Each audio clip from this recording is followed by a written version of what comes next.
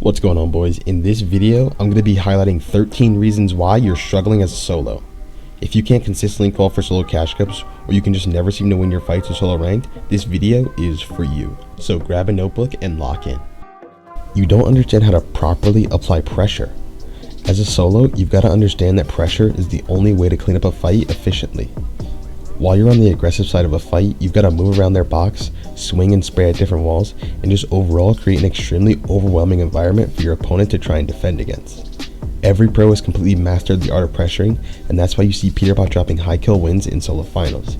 He's able to keep that constant pressure and just completely suffocate everyone he fights. You have the wrong mindset about solo ranked.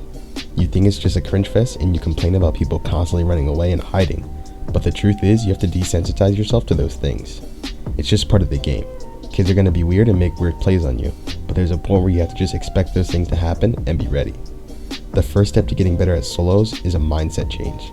There comes a point in your development as a player where your situations come down to more than just aim and mechanics. It's the way you think, react, and respond to the situations you're put in. Complaining about the way people play in solos isn't going to help you change that mentality. You take every fight way too slow. You take your time fighting and there's no haste with your movements. Killing people fast is the key to succeeding in solos. Every play you make should be fast and with no hesitation. Even while watching a pro who's not crazy mechanical like Epic Will or Acorn, you can still notice that they fight quickly. Every shot and edit is fast. There's no second thought. As soon as they see a play, they go for it and they don't waste any time. This was one of my biggest struggles up until recently. I played so passive and creative that when it came to dragging out fights, that's all I knew how to do. I physically wasn't able to get in the mix and fight well. Fixing this is one of the biggest reasons why my fighting has started to improve again. You simply just don't play enough solos. You've gotten so used to playing trios and squads where your mistakes aren't punished very heavily since you have so many teammates to pick up what you lack. As a solo, whether it's ranked or a solo cash cup, your mistakes are punished super heavily, and that's something you have to get used to. The only way to get used to it is to simply grind as a solo.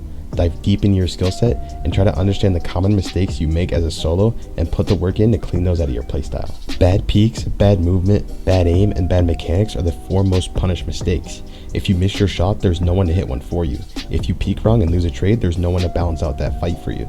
The situations go on, but the bottom line is that there's no way around it. You have to grind and work on yourself as a solo. You don't have a secured spot that you land at for every game of solos. Find a spot that you're comfortable landing and fighting your way out of. It's going to help you a lot with the consistency of your games. Even if your spot gets conned, land there and fight. Especially off spawn, it's not a matter of who's the better player, it's a matter of who made the better play based off the situation. Your off spawns are going to be shambles, and fighting while shambles forces you to make smart plays to win. Pick any POI or unmarked spot you want, as long as it gives you the loot and mats you need with good options for taking a lot of fights after you rotate out, and you'll be fine. You never play to improve, you only play to have fun, and that's one of the biggest reasons why you aren't confident in your abilities as a solo. Every time you touch the game, you have to be in the mindset of improvement.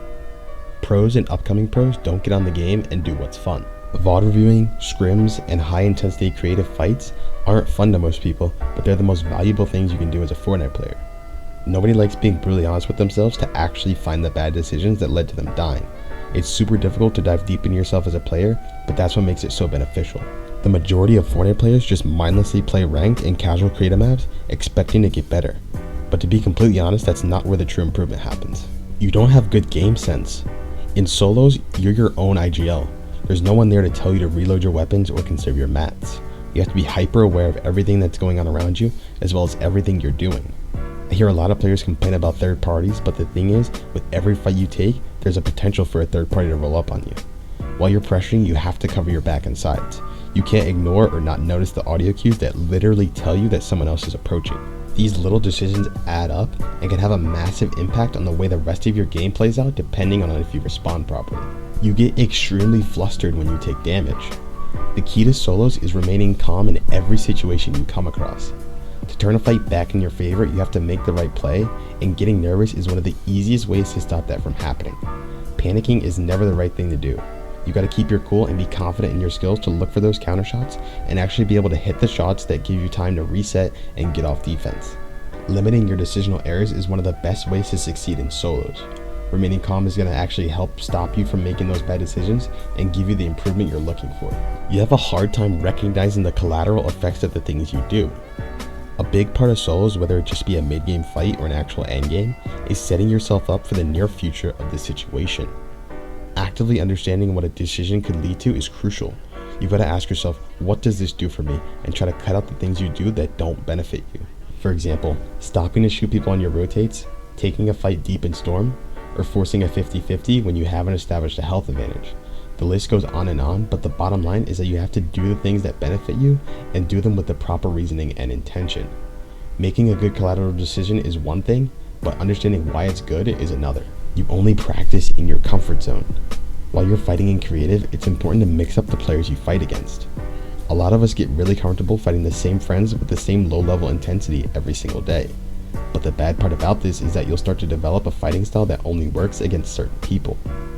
You have to diversify the players you practice against so you can be better prepared for in-game situations as a solo. If you've memorized a player's tendencies, no matter how much you fight them, it's not helping you get better at all. Your brain isn't forced to work, and it's going to keep you at the same level. Doing random 1v1s is an extremely good way to round out your fighting style. Good players are good at fighting everyone no matter their tendencies or playstyle. So forcing yourself out of that comfort zone is one of the biggest things that separate the players that constantly improve and the players who don't. You're afraid of chaotic situations. That fear cuts extremely deep into your development as a Fortnite player. Getting comfortable in bad situations is the easiest way to succeed in the majority of in-game scenarios. The reason you see pros having the confidence to take almost any fight they see is due to the fact that they've jumped into so many chaotic situations time and time again that they're just completely numb to that anxiety. Fear will paralyze you in Fortnite, and it's a big part of why a lot of people struggle so much. Try to get in the chaos and fight your way out of sticky situations. You'll notice that confidence as a solo you're looking for is going to rapidly develop. You don't move enough while you're fighting. The thing with solos is that no matter if you're on the aggressive side or defensive, you only have to keep track of one player. So making yourself difficult to keep track of is crucial to fighting as a solo. Being very dynamic is a really good way to improve your pressuring. Constantly changing directions, moving back and forth through your builds, elevating and dropping layers is crucial. You can create so many good opportunities for yourself when it comes to dealing a lot of damage or ending a fight just by moving around. Movement is brushed over by most players, so mastering how to maneuver throughout a fight is incredibly beneficial.